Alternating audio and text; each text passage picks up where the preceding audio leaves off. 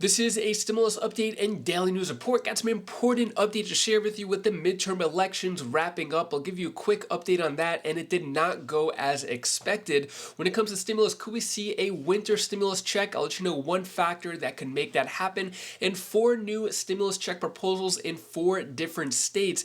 These are new states, and they are not approved yet, but one of them could be your state. I'll let you know that.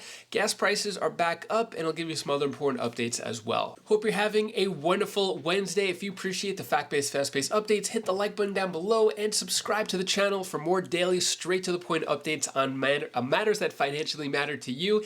And I'm giving out $200 checks and picking the winners tomorrow, so you still have some time to sign up if you haven't already. Details down in the description below. Let's get into it here. So gas prices inch back up due to oil market volatility. So for a while we're on the decline, now it's back up. So where we're at now in terms of gas prices, so yeah, after several weeks of declining, gas prices inch back up again. The average now is $3.80 per gallon. Just really curious, what is your average? Or what have you been paying gas for in your area? If you could let us know like what state and what the price is. I'm really curious. Let us know down in the comments below. And it's 4 cents more than it was the week before in terms of average.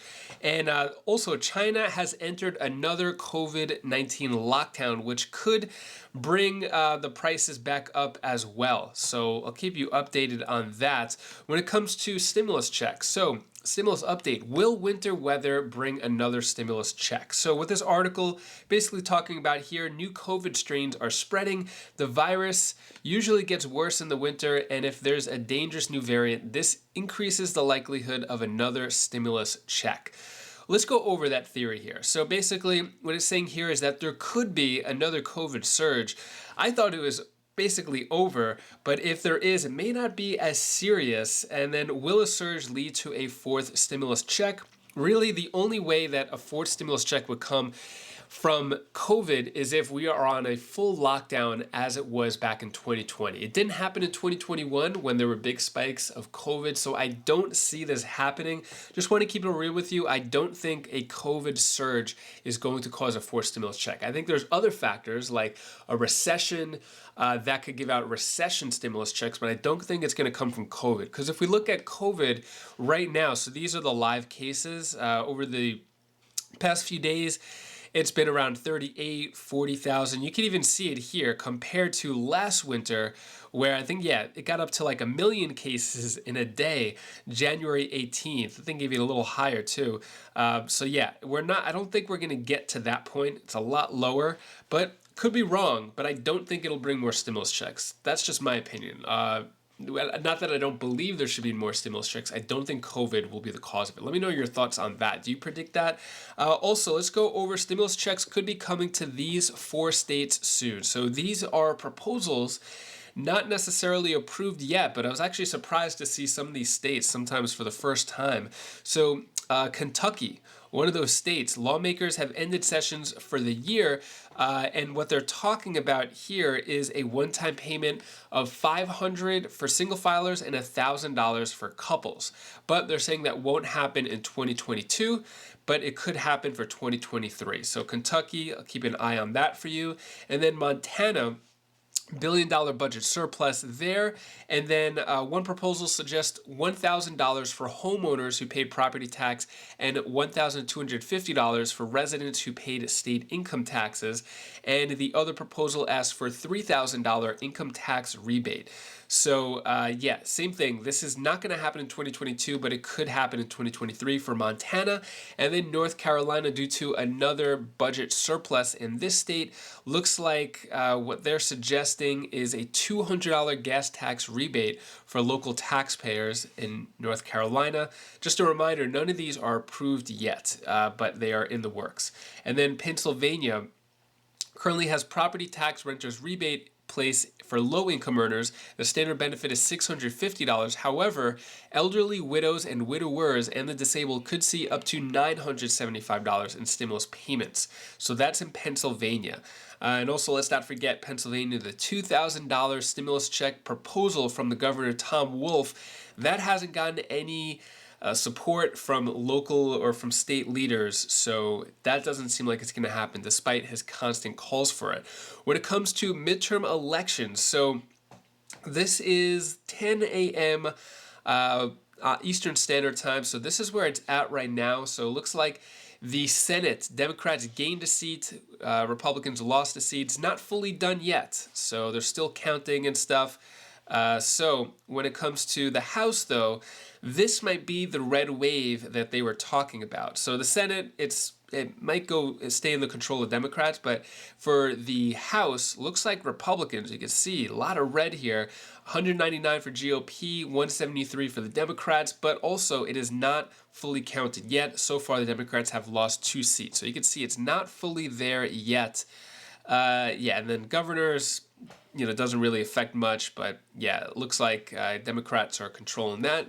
Doesn't really affect much there, though. But when it comes to other midterm election results, take a look at this. We wait for the polls to close everywhere, but we want to bring in our ABC News contributors, Joe Crowley, former Democratic congressman from New York, along with Tom Graves, a former Republican congressman from Georgia. Thank you both so much for being with us. And Joe, we start here with you. So poll after poll is showing that voters do not trust Democrats on the economy. Why is their message falling flat? What needs to change there? Well, I think this call for a national message sometimes gets overblown. I think this really comes down to hand-to-hand combat, and it's where the person who's actually running in that district has to meet the voters where they are. And so I do think that, where those issues do come about, those candidates are speaking to those issues itself.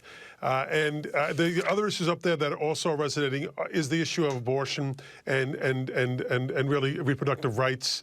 We know it's also polling very strong in terms of exit polling as well. Now, Tom, to you, most Democrats would agree they're struggling on the economy. I mean, it's hard to overlook inflation at a 40-year high here. Voters trust the GOP more when it comes to that. So what is the Republican plan to tackle inflation?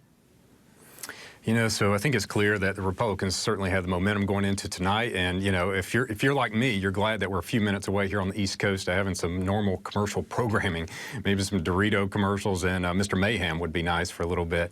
But when it comes to messaging, I think what the Republicans, need to prepare for and are prepared for is governing in a new majority with the House and the Senate and in a divided government, which they have done in the past, but tackling and focusing and messaging the issues that are most important to the American people. Number one being inflation. So how do you address that? You got to reduce spending. You got to provide some tax relief, tax reform, focus on crime, securing the border, national security. Those are the issues right now that independent voters in particular are focused on. It is really about security, personal security, financial security, and security of the future. Yeah, independent voters certainly could change the outcome of this election. Joe, this election cycle, also a lot of voters, they're seeing GOP candidates as an extension of Trump, many even relying on his backing to win their nominations. So have we ever seen a politician that has a strong hold on voters the way that Trump has and still does? Certainly, I don't think over a party that Trump has over the GOP. And I think that is disturbing in many respects. A lot of the people that he's backed were either at the 1/6 attack on the Capitol or supported it, many election deniers. So it is remarkable, unfortunately, the hold that Donald Trump continues to have on the GOP.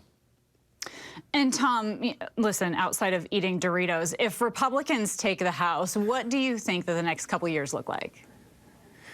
I think they're going to have to settle into working in a divided government fashion, which, quite frankly, brings stability. And I think that's what the American people have been looking for, and they're prepared for it. They have a great plan to focus on the economy, to focus on crime and national defense, and reducing spending. And so I think you'll see them focus on that. You have a committed leadership team that's prepared to go, that's been in a leadership position in the past, and I think they're all prepared. And certainly Americans need a relief. Joe and Tom, our thanks to both of you. So I'm curious, did the elections go as predicted? Did the party you voted for, are they winning, losing? The politicians who got your vote, are they winning? Did they win? Did they lose? Let me know your thoughts down in the comments below. And that is all the news that I have for you today to hopefully brighten your day a bit. Here's my daughter Bella's tip of the day. Hi guys, this is Bella. This is tip of the day. I want to tell you one of my favorite secrets. Adults don't know everything. So I don't too. I know I'm really smart, but I don't really know as much things. You don't know as much things, but we're all gonna learn. I promise. If you keep on working every day, I can. And we all can, and we can all be really smart. And we can all be really smart. Like being a teacher or something. And I help kids be smart. Come, let's read. Thank you so much for watching. Appreciate all of your support. All is good with us. Wife is home today, so we are both going to homeschool the kids together today, which will be fun. And yeah, do a couple of activities in between. Hopefully you have a great rest of your day. If you want to check out any of my other videos on my other channels, click right up here, and I'll see you in the next video. Take care, be safe. Thank you for watching.